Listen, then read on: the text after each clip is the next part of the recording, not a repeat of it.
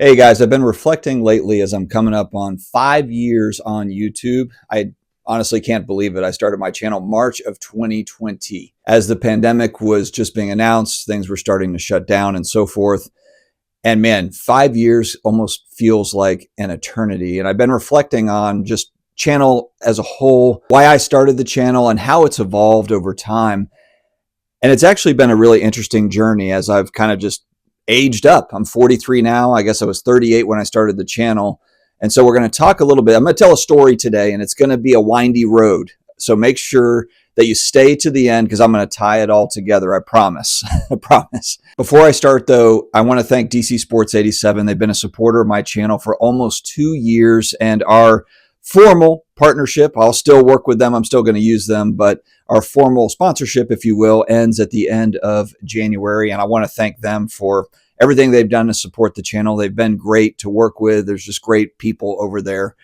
So thank you to DC Sports 87. I just sold 40 cards over the weekend there. I'm going to continue to use them. All right. So the number one reason I do YouTube and continue to do YouTube, I want to tell a personal story. I come from a military background. So my grandfathers on both sides were both military pilots. My mom is British. So my mom's dad was in the Royal Air Force. That's the British Air Force. My dad's dad, of course, in the US Air Force. The way my parents met is kind of ironically, they were both stationed. They both knew each other, both of these pilots. They knew each other. They were both stationed in Omaha, Nebraska. Their kids came home for some sort of a Christmas ball or some sort of a holiday thing to visit their parents. And that's how my mom and dad initially met. Kind of a cool story. Both men flew a variety of different military aircraft, but the ones they're probably best known for, my dad's dad's best known for would be the F-102 Delta Dagger Interceptor. And my mom's dad was the vaunted, the very intimidating British Vulcan bomber. Now, I'll show a clip because my dad was actually in high school. I found this on YouTube, which I thought was really cool. But in Iceland, this video is showing basically where the planes are intercepting a Soviet plane. And that's exactly what my grandfather was doing when my dad was in high school. They were stationed over there for a couple of years. And I'll go ahead and play that clip now so you have a visual of what this looked like. United States Air Defense Command F-102s, standing by on 5-minute alert, scramble to investigate an unknown aircraft.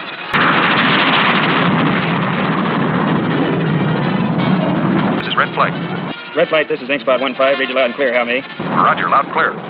Roger, Red Flight. Vector 140, climb Angels 40, set speed liner. Roger, Vector 140, Angels 40. Armament safety check complete. Red Flight, contact. Inkspot, Red Flight. Target's the Soviet Badger. Mom's dad flew the Vulcan, as I mentioned, and that was a very intimidating plane. This is a plane that the British people are still very proud of today. It is kind of a legendary military plane among the British people, and it was well known for its howl, which sounds kind of interesting. Like, what does that mean? Well, again, we've got a clip that can kind of give you an idea of what this is.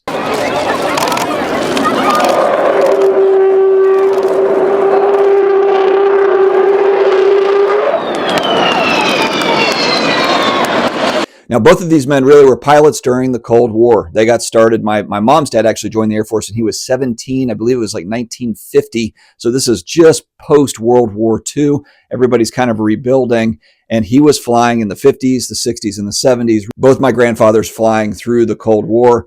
And really the reason why it's called the Cold War and not World War III is because of men like these that were kind of keeping the Soviets in check. My dad's dad was following Soviet bombers down during the Cuban Missile Crisis. They were actually flying down the coast of the US down to Cuba, and he was following them down. And there was some really touch and go moments. I was actually with my grandmother. This is my mom's mom going back a couple of months, and she was telling a story.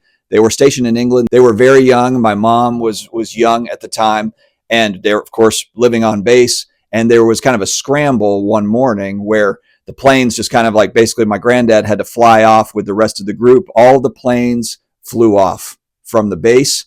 And years and years and years later, my grandmother found out that basically what had happened was there was a pretty imminent threat of a strike against that base.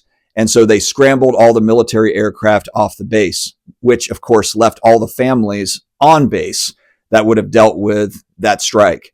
These are wild things that they lived through. They were actually kids, my mom's parents, when Nazis were bombing England, they were kids, and my grandmother was actually in London when London was being bombed during World War II. So you can imagine being a 7, 8, 9-year-old, 10-year-old, and having to deal with Nazis bombing you every single night for a couple of years. And so these are some of the legends in my family that I'm trying to strive to catch up with, if you will, or just kind of like, hey, look, trying to kind of be in the same ballpark as some of these guys. Absolute legends. My dad was also lieutenant colonel in the Air Force, and really all the men in my family have gone on, done different things, and had their own successes. So the pressure has been on, I guess you could say. And so I've been really lucky to have those role models. But I want to tie this in, kind of put a bow on it with, that kind of shows you, I guess, I was raised with military discipline, and that was the parenting style. Some tough love, and also just expected to have manners as a kid. I was not the kid, that was allowed to run around the restaurant, while we were eating dinner or something. It was semi-rigid. I'll throw in a card pun there. I wouldn't say it was mega strict, mega rigid or anything, but it was fairly rigid. It was, hey, self-discipline was something that was important, and behavior, very important when you're around adults. You need to be behaving, need to be respectful, and that sort of a thing. Now, I have 4 kids, and that has been really my parenting style. I thought I had it all figured out. For the first 3 kids, it was a pretty consistent parenting style that I thought worked pretty well. I'm not going to sit here and pretend like I've done everything right and I'm the best parent on the planet. I'm not going to be self-righteous or anything like that. Parenting is the hardest job on earth, and I'm talking a lot to dads here. The reason why I say that is the YouTube analytics say that 97.4% or something are males that are watching this. I know there's a ton of dads out there. So no offense to the moms, but for the dads out there that are just trying to figure out how to do all this stuff, I'm with you. I'm fighting the fight every day. I'm learning new things about my kids every day, how to manage situations. It's an ongoing job, whether they're, my oldest is 21, my youngest is 9. So we've got, different issues, different things that we're dealing with on a daily basis. So for the first 3, I thought I had it all figured out, everything is kind of working as planned. And then I had my 4th, and my 4th child really kind of threw me for a loop for the better. And what I mean by that is when he was just turning 5, he was diagnosed as being autistic. Now, for many that don't have a special needs child, neurodiverse child, this can be hard to kind of quantify or understand. It is something I believe as a parent, or just maybe somebody in your family, in your direct family that you've been around a lot, to really kind of understand the challenges that they are facing, and then the parents are facing, just trying to kind of create a world that they can feel safe in, that they can thrive in. It's an ongoing challenge. With my 9-year-old, we're still trying to figure it all out. I think part of the challenge here is when someone has physical challenges, you can see it with your own eyes, and you can react accordingly, as a member of society. Okay, this person has some challenges. Here's how I can help. With neurodiversity, you can't see it. It's invisible, so until they kind of show you signs, behaviors, you're not able to really understand it or see it. And it's cause for me to just rethink my entire world. I think for a lot of people, and me too, when I was a kid growing up, there might have been like the kid that's always acting out in class, or man, the behavioral stuff. It's like, what is wrong with this person? Why are they acting out so much? And not to say that all of those folks were neurodiverse, but some of them are. And so now when I do look at even, in my adult life, if there's someone that's just acting a certain way, or like, man, I can't really figure them out. A lot of times when you're a kid, it's like, oh, that person's weird. Weird is not a word that I use anymore because of this experience that I've had. And it's really just misunderstood. Weird, it typically just means misunderstood. My son, he has to regulate emotions. He stems. So when he stems, his thing is he rocks. He rocks back and forth, whether that's against a wall or maybe it's in a chair, a rocking chair. And that's how he regulates emotions. That's kind of how, when he gets overstimulated, it's kind of like he cools down his brain, and that is kind of an ongoing challenge for him. A lot of people have asked me, how come you don't bring him to more card shows or the National? I do bring him to my local card show because we can go there for 45 minutes, an hour. He can handle that. And then we're able to, skip out and we're all good.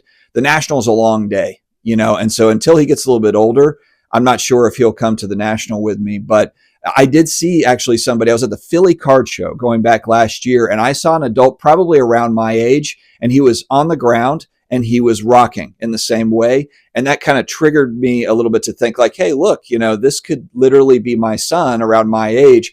It's not something that goes away. You think about like, oh, he'll probably just grow out of this, and maybe he will. Maybe he'll regulate emotions differently, but maybe he won't. He's been doing that since he was literally a baby. In his crib, he was doing it. So it could be a way that he self-regulates for the rest of his life. And so because of this, school can be challenging.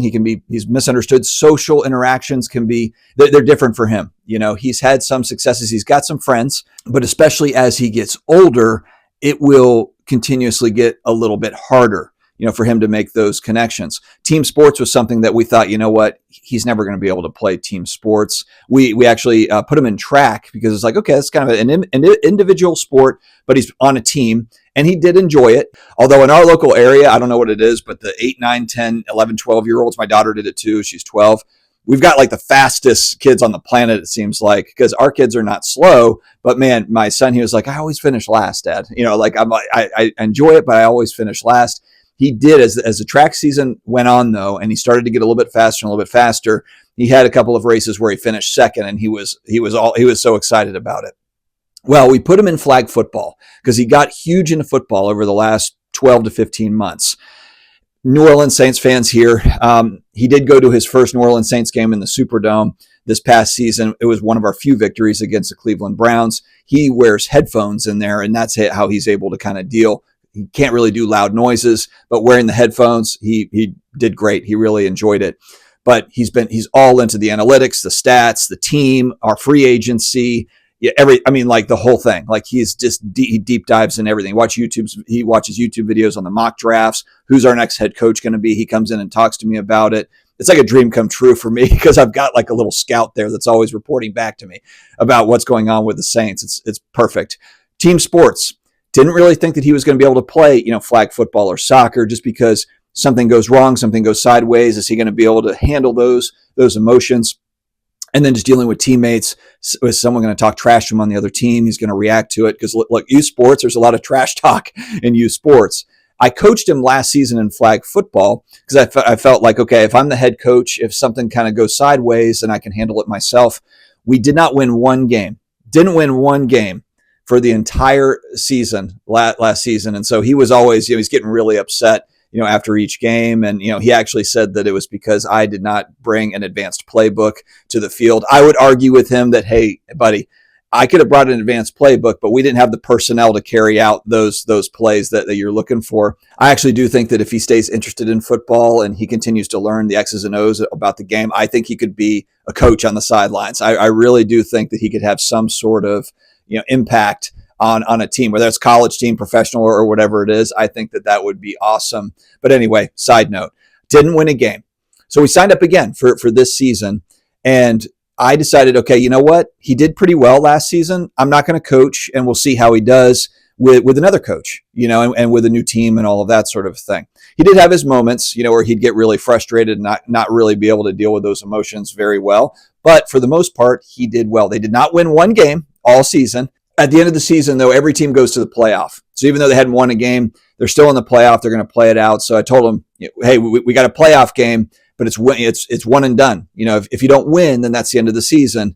And so we went into that playoff game thinking, okay, it's the last game of the season. They go down 25-0 at half. 25-0 at half. So we're trying to, like, my wife and I are talking about how are we going to, console him and stuff. He's going to be upset the season's over and all of that sort of a thing at halftime. Well, they come out in the second half, and I don't know what happened. This was kind of like when the Saints won the Super Bowl in 2009, and the football gods are just kind of like looking down on you. It's kind of like God like snapped his fingers and just made a miracle happen, because that's what it felt like. They're down 25-0. They come storming back in the second half. All of a sudden, they're making stops. All of a sudden, the plays are all working out perfectly. He scores the third touchdown in the comeback. So they're down 25-0. And so he scores a touchdown to put it at 25-20. So that also makes the story cool, as he actually scored. He kind of came up the middle and then scored it out to the side where there was some open space, and the quarterback found him, kind of a diving catch in the end zone. It was awesome. We have it on video. Turn around. Get him on. Cover him.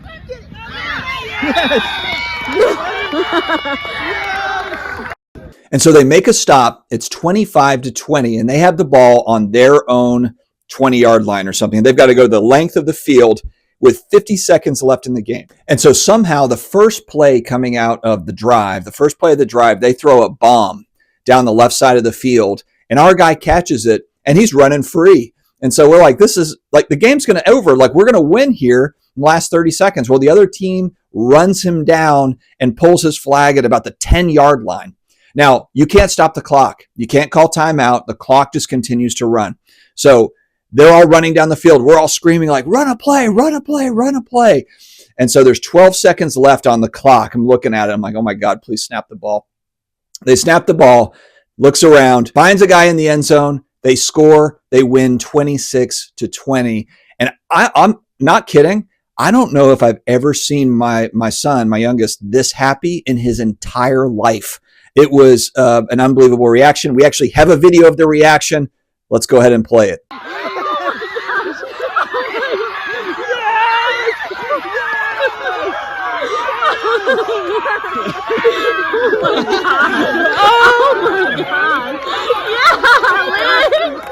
And so for a kid that struggles and doesn't get many wins, frankly, in life in general, I mean, academically, fantastic, but socially, social wins, I guess is what I'm getting at here. They're limited for our youngest. So to see this, it was amazing. We still talk about it. He actually says like Tuesday nights are the best nights because he won that game on a Tuesday night. Every day on Tuesday is like, it's Tuesday. It's a great day. And it's simply because of that event, that one event. It was life-changing. So let's pull this full circle. He enjoys making videos. He knows his dad makes videos. I've got Frank, my invisible employee. Maybe he's fake. Okay, fine. I'll just share. Frank is not a real person. It's an imaginary employee that I have. He has his own imaginary employee when he makes videos. He likes to make informational type videos. He doesn't have anything uploaded. He's just practicing kind of making them on his laptop. But eventually, as he gets older, he's going to have his own YouTube channel, and it'll probably be a variety of different things. He has something like this through school where people comment on it, ask him questions, and he really likes that. He likes that connection. So while in kind of the real world, it's a struggle to make connections, digitally, he can make connections, and then that will translate, hopefully, to the real world as well. I'd say the real world, but you make these connections digitally. It's kind of the same way I make connections here with you all, and then I get to meet you at a card show or at the National, and it's awesome. And that's kind of the thought process here is from on a personal level, you'll be able to make these videos, connect with somebody, and hopefully maybe set up live events and that sort of a thing. There's actually a guy in Australia, an adult that found out that he had autism later in life, didn't know as a kid. And this guy makes great kind of how-to and just learning about, autistics, what to look for, and also just kind of how to understand better. I'll put a picture of his channel up. It's a fantastic channel, but whether my son does something like that, where it's based around being autistic, or if he has his own business, we'll tie this into also just kind of the business side of things. And this is for all four of my kids, not just him. But I'm a firm believer that if you are going to have a business really presently or in the future, you will have to have a strong social media presence, and specifically on YouTube. When I think of successful businesses, whether it be in the hobby here or just other businesses, they've got a YouTube presence. They've got a social media presence. For my kids, if they say, hey, I want to be a plumber, fantastic. My next question is going to be, what's going to be your social media strategy? How are you going to set up your YouTube? Are you going to show people kind of how to fix basic things? That would be really important just to kind of get your name out there, and it's free. It might shock the 20-somethings that are watching this. Pre-internet, it was a really big deal to get page space as a business in the yellow pages. Every year, every 6 months, they would print out this gigantic book called the yellow pages. They had the white pages for the residential side, and then they had the yellow pages. So the yellow pages get dropped off at your doorstep, and if you need a business of any type, you look in the yellow pages, and that's how you know, okay, it's Jim's Plumbing, and that's who we're going to call here locally. There was no social media feedback to be able to say like, hey, Jim's Plumbing stinks or Jim's Plumbing is awesome.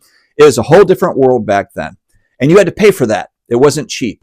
We now live in a world, it's very saturated on social media. It's competitive, but it should be because it's free. It's free to advertise yourself, to build a personal brand, to be able to advertise a business.